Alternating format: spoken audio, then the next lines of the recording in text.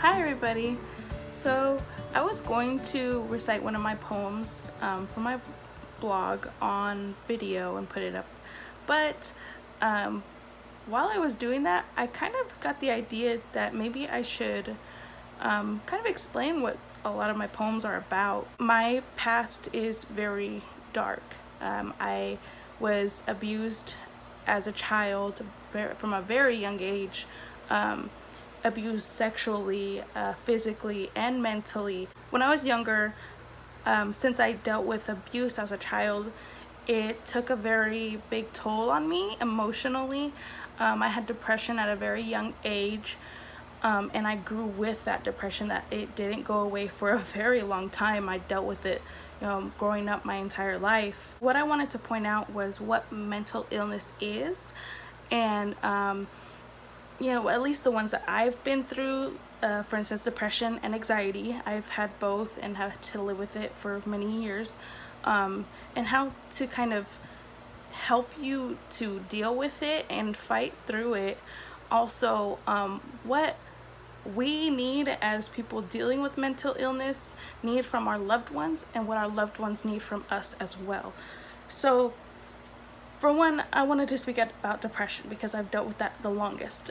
Depression, when you have depression, you just feel worthless. You don't feel like you matter in the world. You don't feel like your life has purpose at all. It consumed me. It consumed every bit of energy I had in me. I could barely get out of bed some days, or when I did, I just didn't want to do anything. I didn't want to leave the house. You need to get outside and breathe some fresh air at least once in a while to keep yourself feeling alive, to keep yourself feeling like you're human still. And anxiety, okay, from what I've experienced, depression and anxiety literally go hand in hand. They are best friends. When they get together, it is like, because they think that they're the best, and they rule the world. When in reality, you're better than them, okay? Just saying.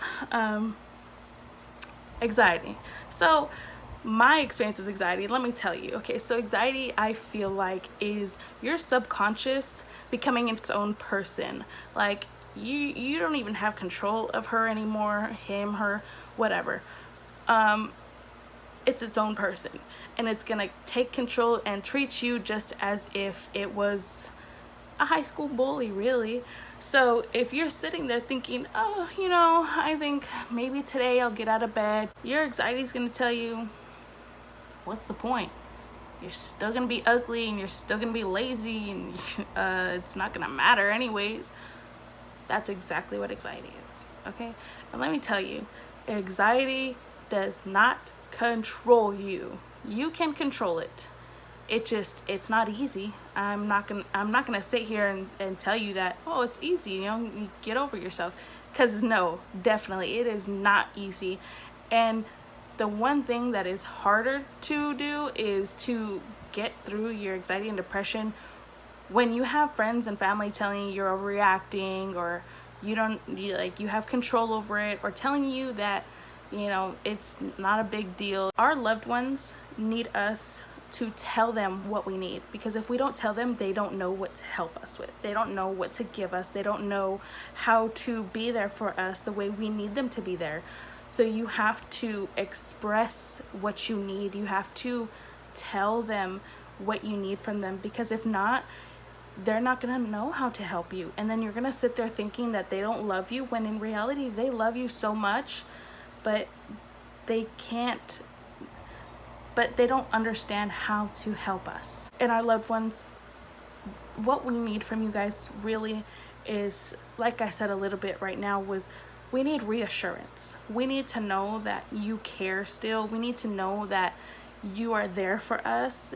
Even if you don't know how to be, let us know that you're there, and make sure you let us know, because you can say, oh, I'm here for you, but we don't want to bug you with our problems. We don't want to tell you what we're going through, because it's embarrassing, really.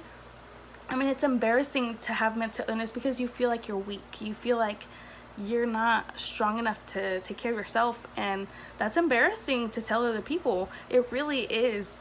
And you know, it's not something we want to shout out to the world like, hey, you know, we have depression, we have anxiety, help. No, we're not gonna do that, because then we just look like we want attention.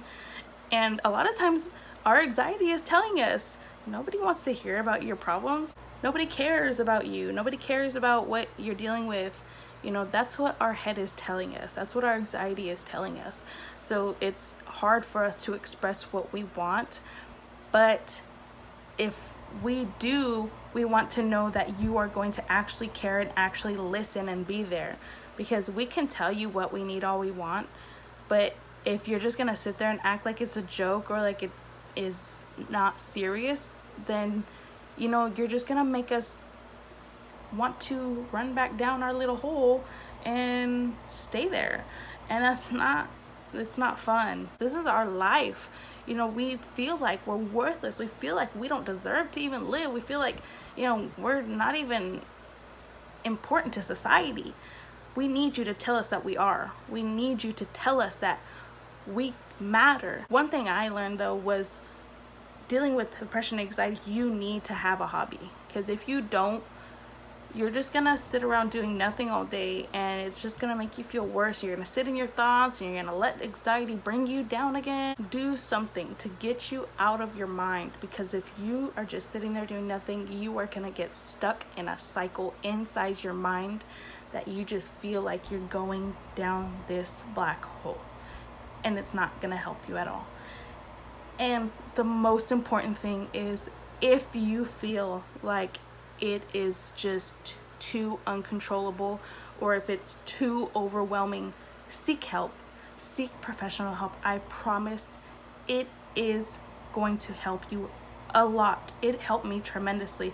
It took a long time, because you have to find the right person for you. And it doesn't have to be a psychologist. It doesn't have to be a psychiatrist. It doesn't have to be a professional. It can be a close friend that has gone through the same exact things you have, that you just need them to reassure you that you are not alone. We have to speak up, because if we don't, we're gonna keep ourselves in this same cycle for a very long time. But just remember, the best way to overcome it, or to at least ease it, is find a hobby, you know, breathe some fresh air, go out for a walk or something, get some sunlight in your life, and seek help.